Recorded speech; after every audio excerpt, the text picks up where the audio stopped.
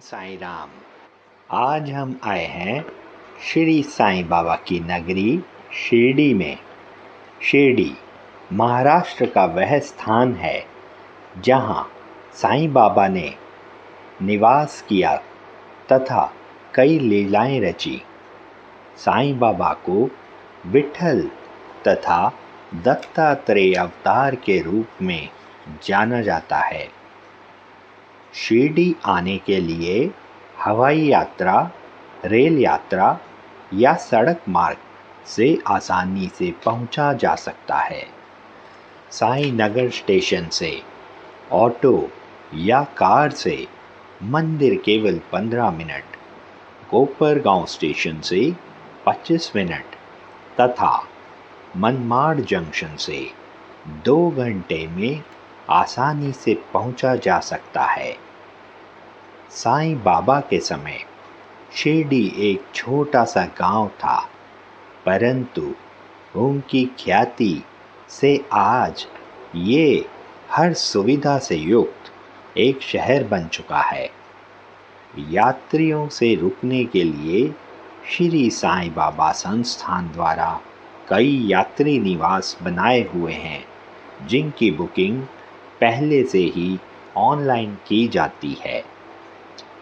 यहाँ आकर भी अगर कमरे खाली हों तो भक्तों को ठहरने के लिए दिए जाते हैं। यहाँ कई छोटे बड़े होटल्स हैं जो यात्रियों को सुख सुविधा प्रदान करते हैं। यहाँ बाबा के समाधि मंदिर के साथ दक्षिण मुखी हनुमान जी का मंदिर, बाबा की चावड़ी तथा बाबा की द्वारका माई, जहाँ बाबा निवास किया करते थे, स्थित है। समाधि मंदिर के साथ ही बाबा का गुरु स्थान है, जहाँ मीठे नीम का वो पेड़ है जिसके पत्ते आज भी वहाँ आने वाले भक्त ढूंढते हैं। श्री साईं बाबा संस्थान द्वारा मंदिर एवं आसपास का क्षेत्र बहुत सुचारू रूप से व्यवस्थित है। भक्त बाबा के दर्शन के लिए लंबी कतारों से होकर जाते हैं।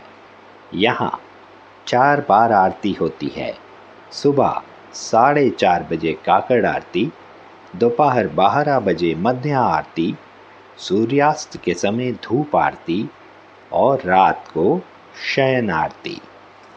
बाकी समय सुबह से रात तक बाबा का मंदिर दर्शन के लिए खुला रहता है। शयन आरती के बाद दर्शन बंद हो जाते हैं। दर्शन के लिए जाने के लिए कई द्वार हैं। गेट नंबर 1 से आरती के लिए एंट्री होती है। गेट नंबर 6 से सामान्य भक्त तथा गेट नंबर 7 से स्पेशल दर्शन, जिसके लिए 200 रुपये प्रति व्यक्ति संस्थान की ओर से रसीद दी जाती है। आरती और दर्शन श्री साईं बाबा संस्थान की साइट से बुक किया जा सकता है। समाधि मंदिर के पास बने काउंटर से भी लिया जा सकता है। सीनियर सिटीजन्स के लिए गेट नंबर 2A तथा मंत्री आदि VIPs के लिए गेट नंबर 2 से प्रवेश दिया जाता है। बाबा के दरबार में कई राजनीतिज्ञ, कई अभिनेता, कई खिलाड़ी आदि समय समय पर देखे जाते हैं। सब बाबा से अपनी मनोकामना पूर्ण करने की प्रार्थना करते हैं। रहने के स्थान के अतिरिक्त यहाँ पर संस्थान द्वारा मुफ्त भोजन भी दिया जाता है, जिसका कूपन दर्शन के उपरांत प्राप्त होता है। साथ में बाबा की उदी और बूंदी का प्रसाद भी सभी भक्तों को दिया जाता है। बाबा के समाधि मंदिर में बाबा की समाधि है। यहाँ बाबा की समाधि के साथ बाबा की विशाल मूर्ति सिंहासन पर विराजमान है। मानो बाबा सभी भक्तों को निहार रहे हैं। भक्त बाबा के दर्शन करके खुद को धन्य करते हैं तथा बाबा का आशीर्वाद लेते हैं। साईं बाबा ने अपने 11 वचनों में ये कहा है कि जो शिरडी में आएगा आपद दूर भगाएगा, चढ़े समाधि की सीढ़ी पर, पैर तले दुख की पीढ़ी पर। बाबा आज भी अपने भक्तों की रक्षा करते हैं तथा उनकी मुरादें पूरी करते हैं।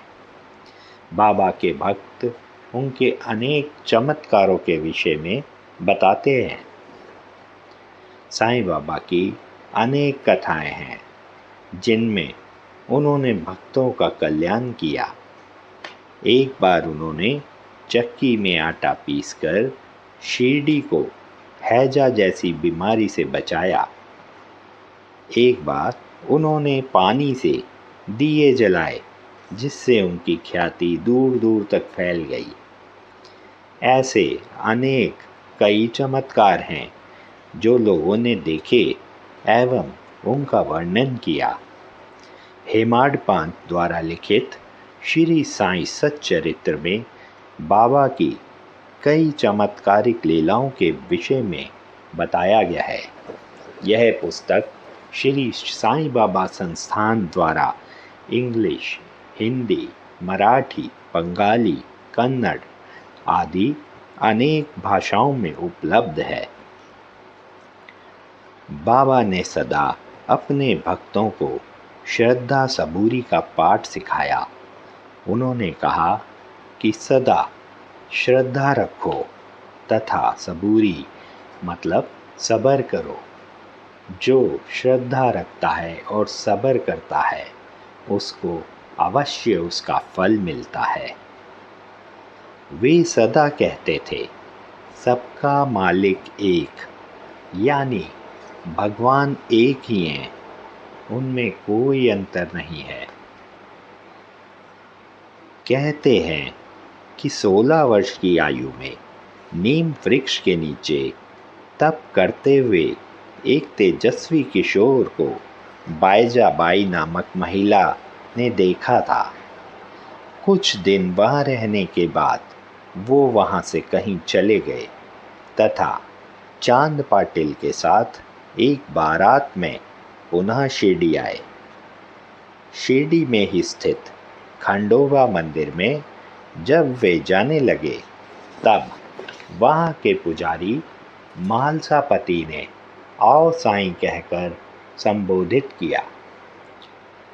तब से वहीं साईं बाबा के नाम से प्रसिद्ध हुए। वे भिक्षा द्वारा अपना जीवन यापन करते थे तथा सभी पे दया करते थे।